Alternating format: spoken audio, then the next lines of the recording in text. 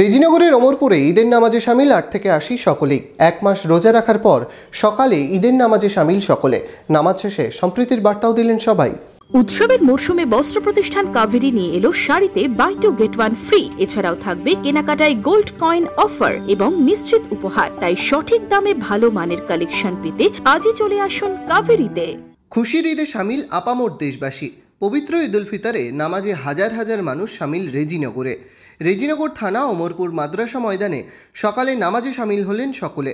৮ থেকে ৮০ সকলেই নামাজের মধ্য দিয়ে উৎসবে শামিল। রেজিনগরে বড় নামাজের মধ্যে অন্যতম এই মাদ্রাসা ময়দানের নামাজ। এদিন ঈদগাহ কমিটির পক্ষ থেকে নানা অনুষ্ঠানের আয়োজন করা হয়। আমাদের এই পবিত্র রমজান মাস শুরু হওয়ার পরে 30টা রোজা করতে হয়। আমরা সকলে সেই 30টা রোজা সহিশুদ্ধভাবে করার চেষ্টা করেছি এবং আমরা অনেকেই করেছি। আমাদের এই ঈদগাহ ময়দান অমরপুর মাদ্রাসা প্রাঙ্গণ, এখানে প্রত্যেক বছরই ঈদের নামাজ অনুষ্ঠিত হয়।